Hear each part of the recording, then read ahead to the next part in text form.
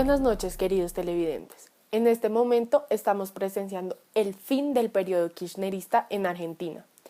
Este suceso se presentó gracias a que la actual presidenta, Cristina Kirchner, cumplió su periodo de mandato. Aunque se presentó un candidato apoyado por ella, los argentinos mostraron su posición ante los 3 periodos de gobierno en los cuales la familia Kirchner tuvo el poder.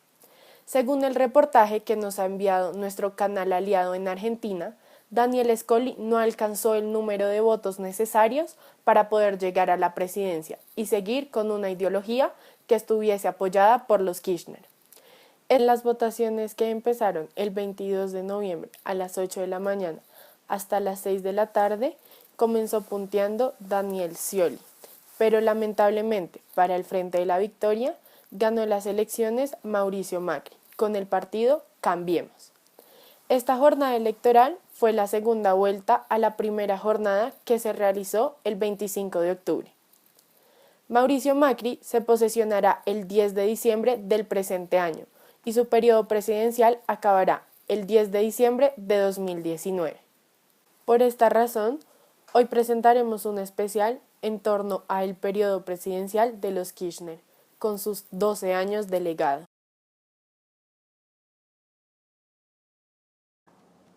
¿Ha sido exitosa la revolución kirchnerista en Argentina? Hoy, después de 12 años de kirchnerismo, el país le da paso a un cambio en Argentina. Bueno o malo, lo analizaremos en este especial. Bienvenidos.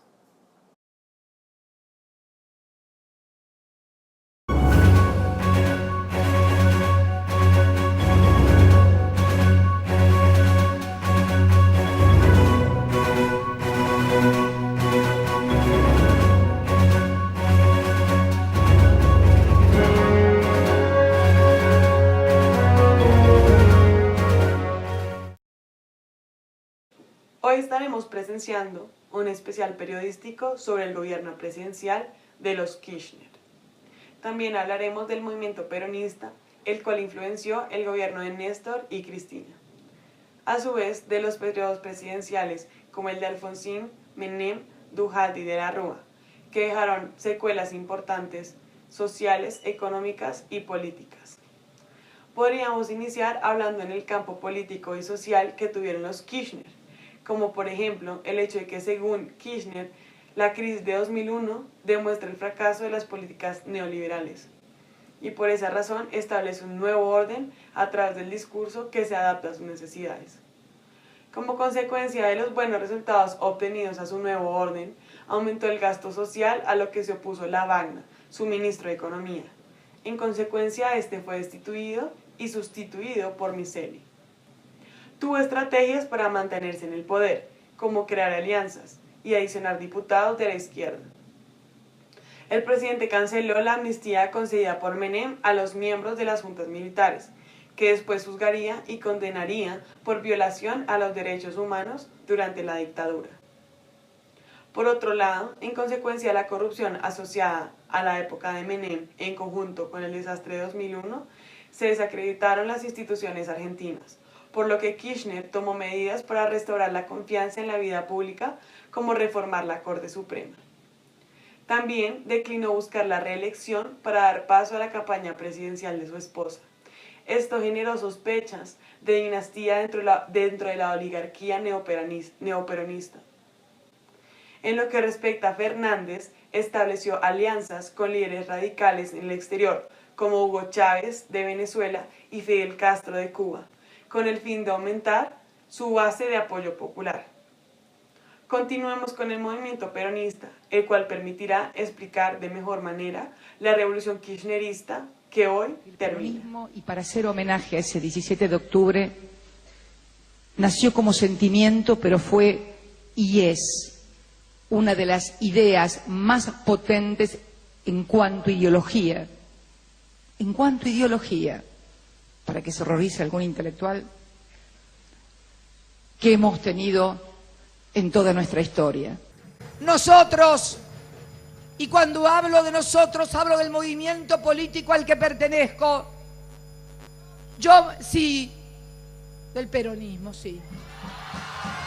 Estoy hablando de eso. Estoy hablando de eso.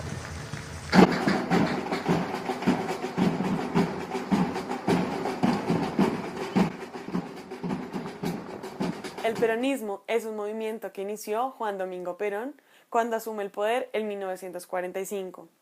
Este se da gracias a la gran cantidad de masas que logra movilizar Perón el 17 de octubre de ese año, exigiendo la libertad de su líder, quien había sido forzado a renunciar a los cargos que ocupaba durante el gobierno de facto de Edelmiro Farrell, y luego arrestado por los militares que se oponían a sus políticas. Luego, cuando Perón sube al poder, ya se evidencia más todo este movimiento. Luego de un tiempo, este movimiento se dividió, y es por esto que no resulta fácil identificar sus políticas. En este movimiento se destaca el apoyo de las clases obreras, debido a que las políticas pro-obreras de dicho gobierno han sido notables. Muchas veces se dice que el kirchnerismo es la continuación del peronismo, y claro que lo es. No hace falta ser muy astuto para poder caer en cuenta de que sin la estructura partidaria, sin la tradición histórica y sin el peso nacional que dejó el peronismo, hubiera sido inconcebible la experiencia vivenciada durante los últimos 12 años. Políticos argentinos como Aníbal Fernández hablan en la entrevista con el periódico argentino Perfil, que Néstor y Cristina han entendido lo peor como ninguna otra persona. Abro comillas. Es imposible entender la posición de ellos dos. Por otro lado, ningún gobierno interpretó a Juan Perón como Cristina o Néstor, ninguno. Y es verdad lo que dice. Ellos no eran de mencionar a Perón, y me halaga que no lo mencionen, pues lo mencionan 30 o 40 veces y después hacen lo que se les ocurre, cosas que nada tienen que ver con lo que él decía o pretendía hacer. Pero, con mucho criterio, Cristina dijo, no somos neutrales en esta posición política, lo cual muestra su posición frente a este asunto. Cierro comillas. Se podía decir que el kirchnerismo es en última instancia el peronismo de esta época, la de la democracia reconquistada, donde se ha vivenciado la crisis más grave de la historia nacional contemporánea, la de un cierto cambio en la política económica, social e internacional de Argentina. No es posible hablar del presente y del futuro del peronismo sin resolver su relación con dicho periodo político. Ahora continuemos con la presentadora Laura Rojas, que explicará las situaciones vivenciadas en Argentina en la época donde Alfonsín y Menem tuvieron el mandato presidencial.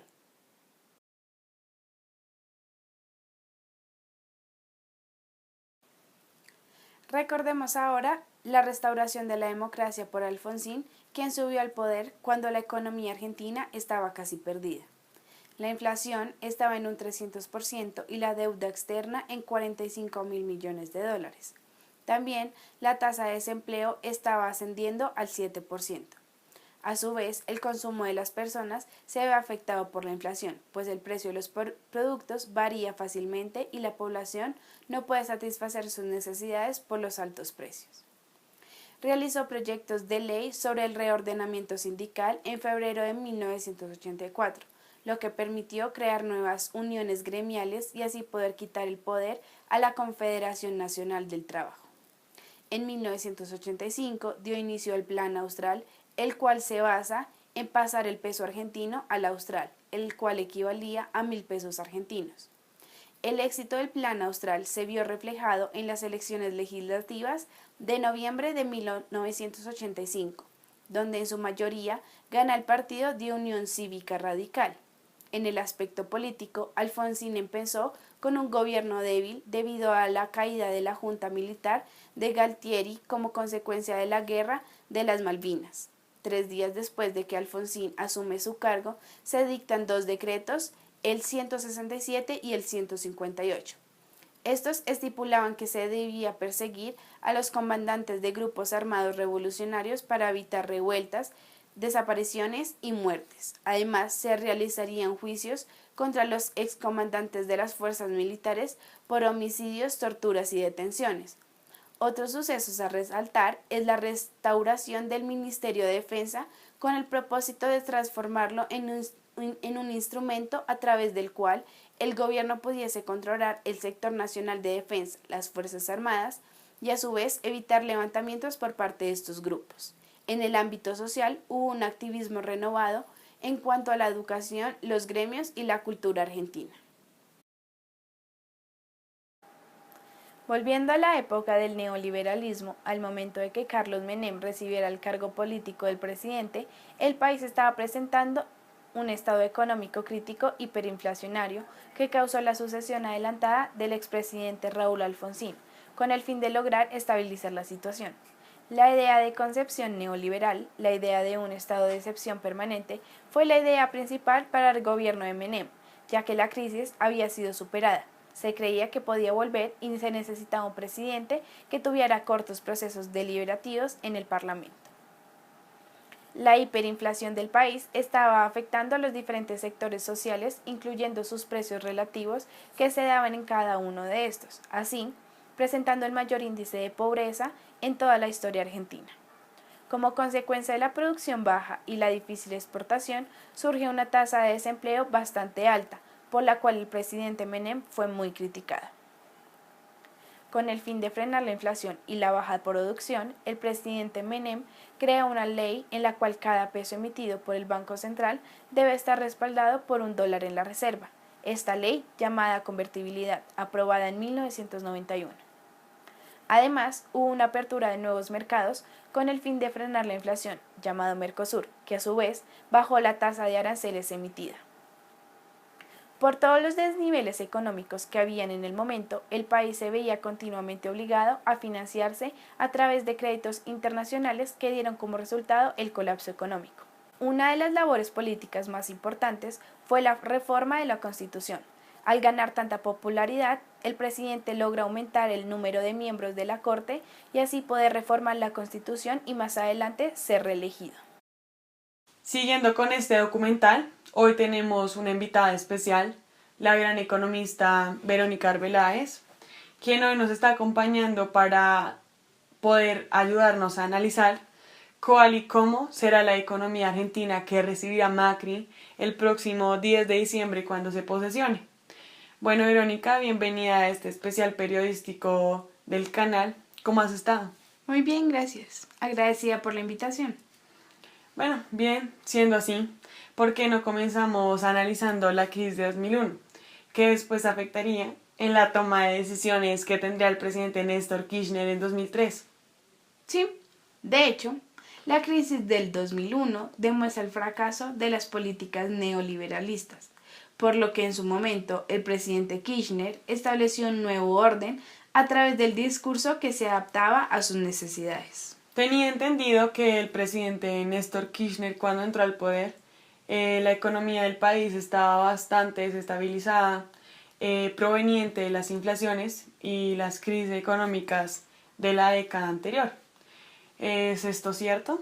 Sí, la deuda con la que se encontró el presidente fue cercana al 75% del Producto Interno Bruto y la tasa de crecimiento anual era del 8%.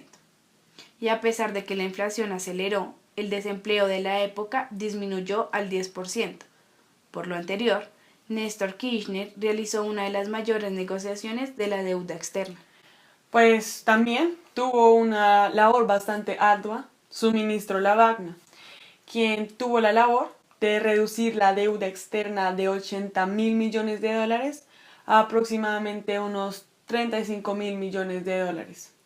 También la tuvo Micheli, el ministro que reemplazó a Lavagna en un momento determinado y que también no tardó en anunciar que se emplearía reservas de divisas para solventar la deuda de $10.000 millones al FMI y con el propósito de ahorrarse unos 1.000 millones de intereses. Pues ese fue un pequeño resumen de lo que sucedió en la economía cuando el periodo presidencial de Néstor Kirchner.